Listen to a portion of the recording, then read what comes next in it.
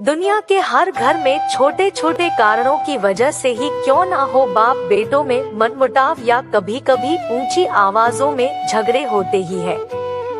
यह कहानी भी बाप बेटों के ऐसे ही रिश्तों पर आधारित है। अमित अपने पिता के हमेशा टोकते रहने वाले स्वभाव की वजह से उनसे काफी परेशान था। रूम का पंखा चालू करके कहाँ गए थे? सुबह हो गई फिर भी लाइट क्यों चालू रखा है? जब देख नहीं रहे होते हो तो टीवी क्यों चालू करके रखते हो? बाइक ठीक से पार्क क्यों नहीं करते? कभी तो अपने जूते पॉलिश कर लिया करो। सुबह जल्दी उठा करो। कितने आलसी हो गए हो, कभी जॉगिंग नहीं करते।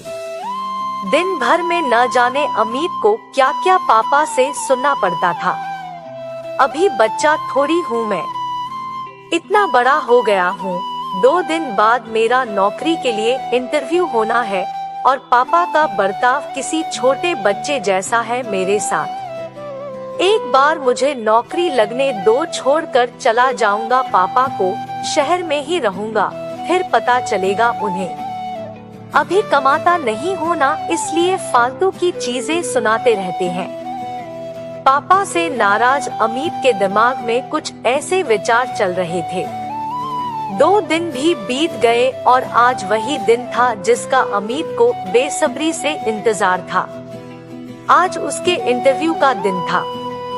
सुबह सुबह जल्दी उठकर भगवान का आशीर्वाद लेकर अमित उस जगह पहुंच गया जहां पर इंटरव्यू होना था। जिस बिल्डिंग में इंटरव्यू था उसके गेट पर कोई भी गेटकीपर नहीं था। अमित ने देखा कि गेट एक साइड से टूटा हुआ है, लेकिन कुछ स्क्रू फिट करने से वह सही हो सकता है। अमित ने रुककर स्क्रूज को टाइट कर दिया और गेट को सही करने के बाद वह बिल्डिंग में घुस गया। बिल्डिंग में दूसरे फ्लोर पर एक ऑफिस था जहां पर इंटरव्यू के लिए व्यवस्था की गई थी। जैसे ही अमित उस फ्लोर पर पहुंचा तो उसने देखा कि ऑफिस के बाहर लोगों ने इधर-उधर जूते और चप्पल निकाल रखे थे, जबकि वहां पर जूते चप्पल रखने के लिए स्टैंड रखा हुआ था। यह देखकर अमित को अचानक अपने पापा की याद आ गई, जो उसे भी अक्सर अपने जूते चप्पल रखने को लेकर हमेशा टोकते रहते थे। अमित से रहा नहीं गया और उसने बेमन से ही लेकिन उन सभी जूते और चप्पलों को स्टैंड पर अच्छे से रख दिया। अंदर प्रवेश करने से पहले अमित की नजर ऑफिस के बाहर जल रही कई सारी लाइटों पर गई, जिनकी बिल्कुल जरूरत नहीं थी। सूरज की रोशनी इतनी थी कि लाइट्स बंद रहे तो भी कुछ फर्क नहीं पड़ने वाला था।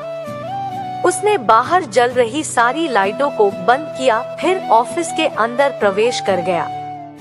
अमित ने देखा कि ऑफिस में 20 से 25 कुर्सियां रखी है, लेकिन आगे की 10 कुर्सियां को छोड़कर बाकी की कुर्सियां खाली है और उन कुर्सियों के ऊपर लगे 2 पंखे बेवजह ही चालू है।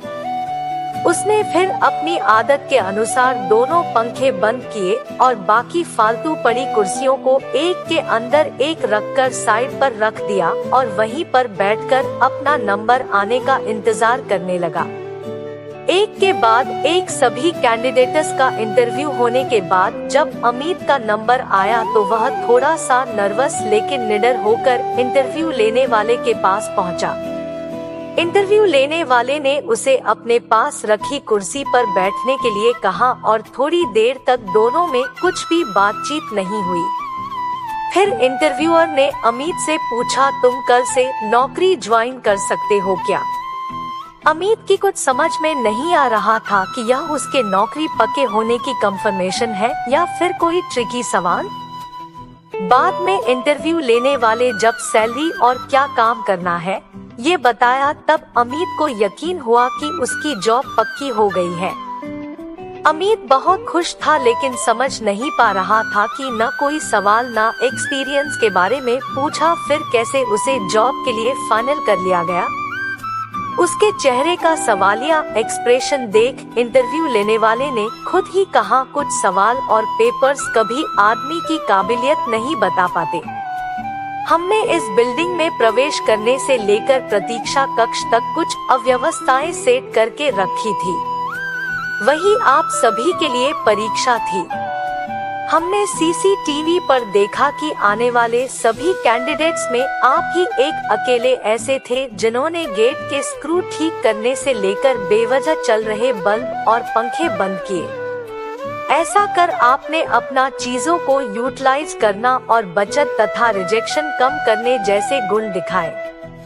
आगे बढ़कर आपने बूट और चप्पल और कुर्सियां ठीक करके दिखा दिया कि आप अपने काम के लिए कितने वफादार हो सकते हैं और किस हद तक जा सकते हैं।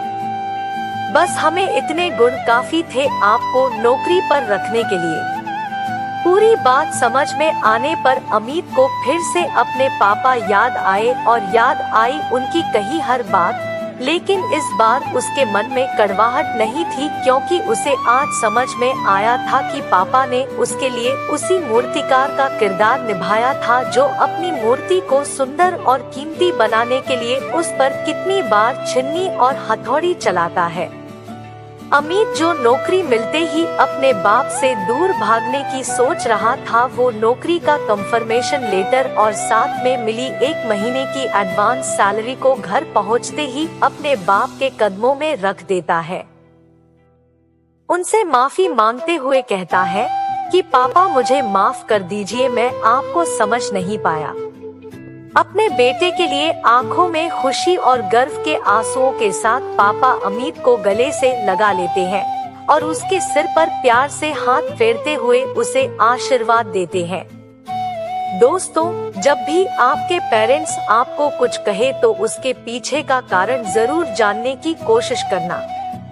कभी डांटे या टोके तो उसके पीछे के सद्भाव को समझने को कोशिश करना।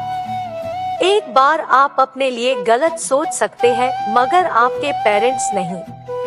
कहनी अच्छी लगी हो तो अपनों के साथ जरूर शेयर कीजिएगा। ऐसी ही सद्भाव और पॉजिटिविटी को जगाने वाली कहानियाँ हर दिन पढ़ने के लिए हमारे व्हाट्सएप ग्रुप से जरूर जुड़िए। दोस्तों, अगर हमारी कहानी आपको पसंद आई हो तो चैनल को सब्सक्राइब करें, वीडियो को लाइक करें, कमेंट करके बताएं हमारी कहानी आपको कैसी लगी।